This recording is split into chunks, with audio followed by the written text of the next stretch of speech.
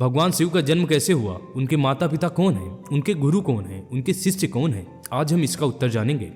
शिव महापुराण के अनुसार देखें तो भोलेनाथ स्वयंभू हैं, अर्थात उनका जन्म स्वयं हुआ है, वो स्वयं प्रकट हुए हैं, अर्थात उनकी ना तो माता है ना तो पिता है।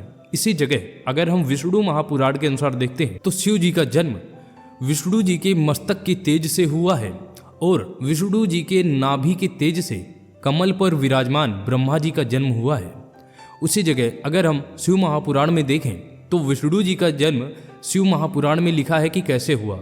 एक बार जब शिव जी बैठे हुए थे और अपने घुटने को वो रगड़ रहे थे तो उससे कुछ मैल निकला, उसके पश्चात उस मैल से विष्णु जी का जन्म हुआ। अब हम कुछ पौराणिक कथाओं पे चलते हैं जिनमें कि शिव जी का जन्म से रिलेटेड कुछ बातें कही गई हैं। तो वो कथा ऐसी है कि विष्णु जी के नाभि से ब्रह्मा जी प्रकट हुए और उसके कुछ समय पश्चात शिव जी भी प्रकट हो गए और ब्रह्मा जी ने शिव जी को पहचानने से इनकार कर दिया।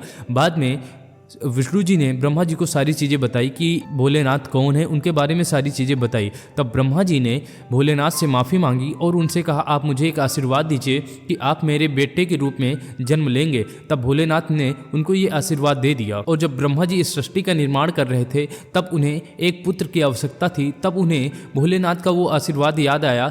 उसके पश्चात जब उन्होंने वह आशीर्वाद मांगा तब भोलेनाथ उनकी गोद में उनके पुत्र के रूप में आ गए। और जब वो उनकी गोद में आए तो बहुत ही ज़्यादा रो रहे थे। तो ब्रह्मा जी ने पूछा कि आप रो क्यों रहे हैं। तो उन्होंने कहा कि मेरा कोई नाम नहीं है, इस वजह से मैं रो रहा हूँ। तब ब्रह्मा जी ने उनको एक नाम दिया जो कि था रुद्र। रुद्र मतलब रोने वाला।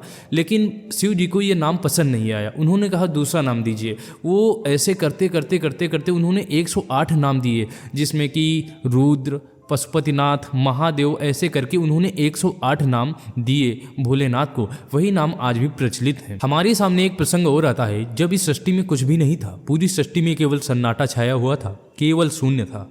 देवादिदेव शिव तब भी विराजमान थे और आज भी हैं और अनंत काल तक देवादिदेव शिव रहेंगे। जब इस सृष्टि में कुछ भी नहीं था तब देवादिदेव शिव और माता शिवा ने मिलकर इस 5 तत्वों का निर्माण किया। उसके बाद लय, ताल और स्पंदन को संतुलित रखने के लिए भगवान शिव ने 6 रागों भैरव, श्री, नटनारायण, मेघ, मल्हार आदि की रचना करी। 5 तत्वों के निर्माण के बाद ब्रह्मा जी और विष्णु जी प्रकट हुए और उनके मन में कुछ विचार है कि हमारा जन्म किस लिए हुआ है, हम यहाँ पर क्यों प्रकट हुए हैं, हमारा कर्तव्य क्या है, हमारा कर्म क्या है। जब उनके मन में ये विचार चल रहे थे तब उनके सामने एक बहुत ही ज़्यादा दिव्य ज्योति प्रकाश पुंज उपस्थित हुआ और उसमें से आवाज़ आई, अगर तुम्हें अपने इन प्रश्नों का उत्तर जानना है तो इस दिव्य ज्योति के अंत और आरंभ का पता करो। और तब ब्रह्मा जी ने पक्षी का रूप धारण किया और उस दिव्य ज्योति का आरंभ पता करने चले गए। उसके पश्चात विष्णु जी ने वराह और रूप धारण किया और उस दिव्य ज्योति का अंत पता करने चले गए। विष्णु जी और ब्रह्मा जी युगों युगों तक यात्रा करते रहे लेकिन उनको अंत और आरंभ का कोई भी पता नहीं चला और बाद में थक हार कर वो वापस चले आए और उस दिव्य ज्योति को प्रणाम किया और कहा कि आप ही महान हैं, आप ही महान हैं, जो हैं आप हैं। आप अपना जो है आप अपने बारे में बताएं, आप कौन हैं।